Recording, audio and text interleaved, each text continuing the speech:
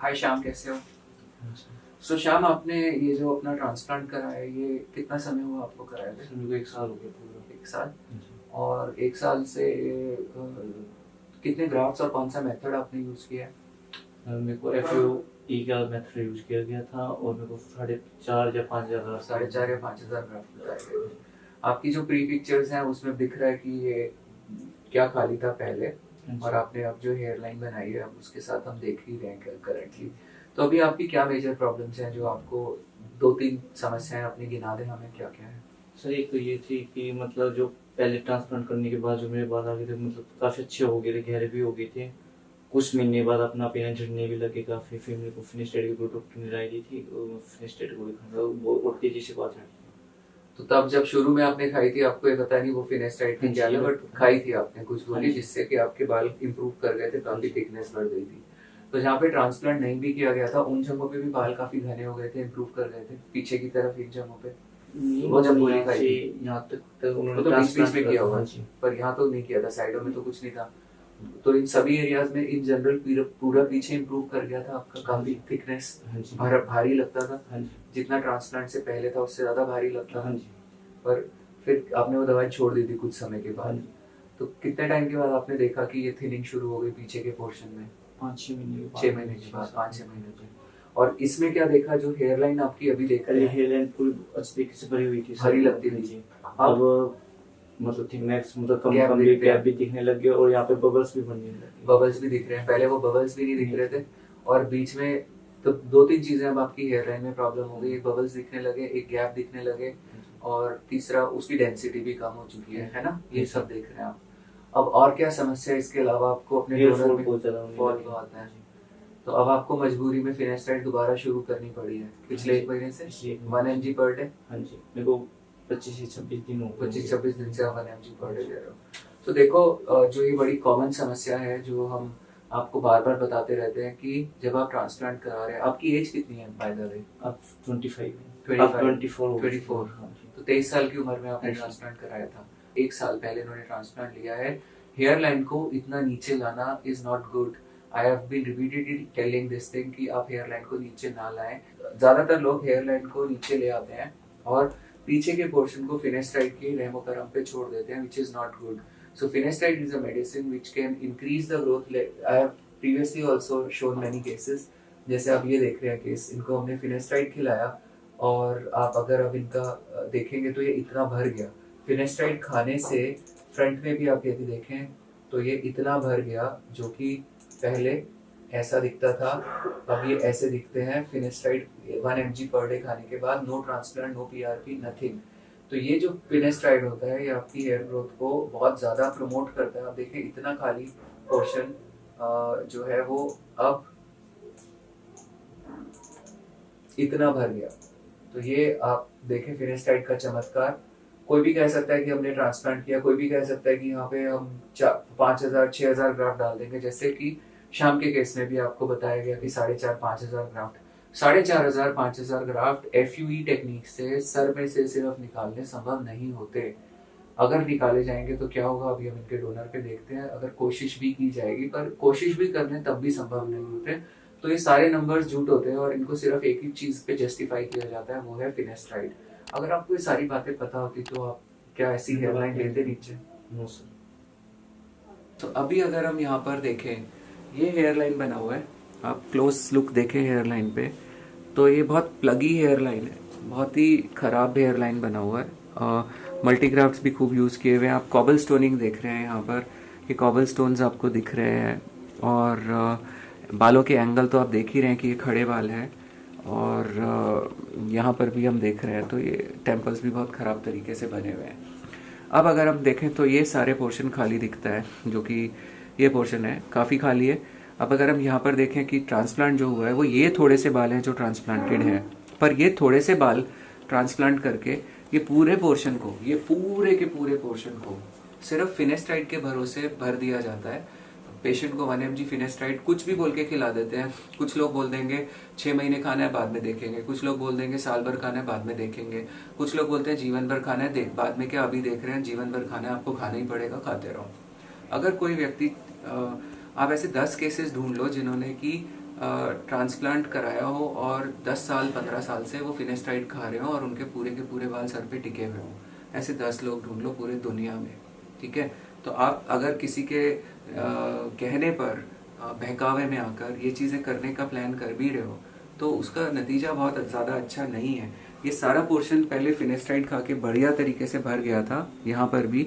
अब हम गैप्स देख रहे हैं, यहाँ जो 2-4 बाल डले हुए हैं इन बालों को पेशेंट को तो यही लगेगा कि ये पूरा का पूरा पोर्शन बहुत अच्छे तरीके से भर गया है, बहुत अच्छे तरीके से, और वो खुश हो जाएंगे।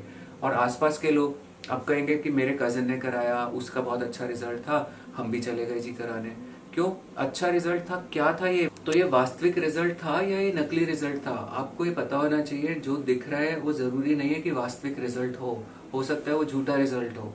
अब यहाँ पर हेयर लाइन इतनी कम एज में अगर इतना नीचे लाए हैं तो आप देखें जो मेजर कंजम्पशन ऑफ ग्राफ्ट्स हो गया है वो इस पोर्शन में हो गया है।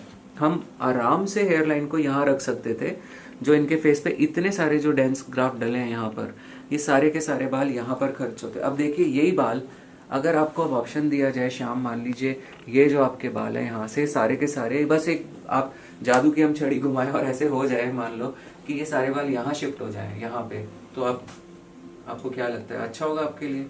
ये वाले जो बाल है अगर ये इतने ये यहाँ शिफ्ट हो जाए तो ज्यादा अच्छा है, मेरे लिए तो अच्छी। बहुत अच्छा है। पर अब यहाँ से जो शिफ्टिंग अगर हम करते हैं तो यहाँ पे स्कारिंग हो सकती है ना, क्योंकि बहुत सारे हैं और हो सकता है कि यहाँ से पूरा का पूरा शिफ्ट करना संभव भी ना हो। पर अब कमी यहाँ पर आ रही है तो प्रॉब्लम क्या हो गई अपने को कि now band kind of a structure is left here. और अभी तो 1 साल पूरा कंप्लीट हो गया आपको ट्रांसप्लांट को, 1 साल पूरा। 1 साल के अंदर हम देख रहे हैं कि ये इतने बड़े एरिया हमारे खाली हो चुके हैं जहाँ पर हमें बाल डालने हैं। पर कहाँ से डालेंगे? डोनर से। एक बार देखते हैं जरा डोनर आपके, प्लीज टर्न अराउंड, इधर करते हैं थोड़ा और बस। ये अगर हम देखें ये डोनर की स्थिति है तो जो लोग सोचते हैं कि FUE एक स्कारलेस सर्जरी है, ऐसा कुछ नहीं है। आप देखें ये सारा डोनर खाली हो चुका है। यहाँ से भी अगर हम देखें तो डोनर काफ़ी डैमेज्ड है, आप देख रहे होंगे ये सारा डोनर काफ़ी डैमेज्ड है। हालांकि फिर भी इतना भी डैमेज करने के बाद ये पॉसिबल नहीं है कि यहाँ से 5000 ग्राफ्ट निकाले जा सके हों, ये फिर भी झूठी रहता है। आप देखें अब अगर मान लीजिए हम बात करते हैं रिपेयर की, ऐसे बहुत सारे केसेस रिपेयर के लिए आप भी मेरे पास आए हो, है ना श्याम?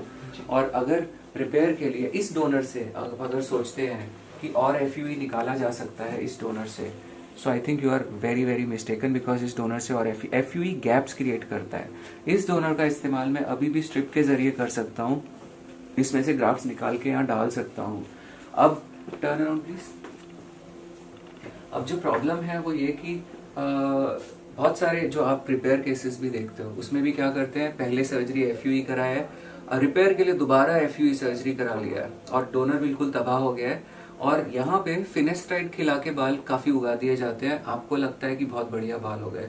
ऐसे आप बहुत सारे लोग देखोगे जो अपने ट्रांसप्लांट्स करा चुके हैं अलग अलग क्लिनिक्स पे, रिपेयर ट्रांसप्लांट्स वाले भी, और वो अब बहुत सारे क्लिनिक्स की बैठ के मार्केटिंग कर रहे हैं, सिर्फ मार्केटिंग, जहाँ पे कि सिर्फ झूठ परोस दिया जाता है आपको। इन सब से बचो, वरना आप फिनेस्ट्राइड को जानते नहीं हो कि ये क्या कर सकती है और ये क्या क्या प्रॉब्लम्स आपके लिए खड़ी करती है। बट अननेसेसरी सिर्फ एक क्लिनिक की क्या भूख होती है जब फिनेस्ट्राइड आपको दिया जाता है? आपको जरूरत है या डॉक्टर को जरूरत है फिनेस्ट्राइड खिलाने की, इसको भी आपको समझना पड़ेगा। क्योंकि अभी ये हेयर लाइन, हम 3 चीजें देखते हैं जब ट्रांसप्लांट होता है। रिजल्ट जब आपने भी शायद कंपेयर किए होंगे, देखा होगा यार कवर हो गया एरिया, डेंसिटी कैसी आई और हेयर लाइन कैसी बनी है। पर ये तीनों चीजें फिनेस्ट्राइड खा के, यानी कि डेंसिटी, यानी कि एरिया कवरेज, और हेयर लाइन एस्थेटिक्स, ये हेयर लाइन जो अभी हम देख रहे हैं काफी अननेचुरल और खराब दिख रही है। पर यदि ये हेयर लाइन यहाँ पर फिनेस्ट्राइड जब खा रहे थे तब आपकी मतलब जब उसका इफेक्ट था जब तक, तो छोटे छोटे बाल होते हैं यहाँ पर जो सॉफ्टर लुक देते हैं और गैप्स को भर देते हैं। तो आपको अगर ये लगता है यार कि एक मैं सस्ते क्लिनिक पे जाऊं, मेरा बजट नहीं है, तो आप जाएंगे ऐसे क्लिनिक पे, वो भी आपको फिनेस्ट्राइड खिला के रिजल्ट दे रहे हैं। आपकी जेब में बहुत पैसा है, आप चाहते हो कि मैं बेस्ट क्लिनिक पे कराऊं जो हेयरलाइन बहुत बढ़िया बना रहा है, पर वो हेयरलाइन भी अधूरा सच है, वो भी फिनेस्ट्राइड से बूस्टेड रिजल्ट है। आप देख रहे हो, आपको लग रहा है वो डॉक्टर की कला है, पर उसमें डॉक्टर की कला तो है, पर डॉक्टर की कला के ऊपर फिनेस्ट्राइड की कितनी बड़ी कला है वो आपको नहीं पता चला।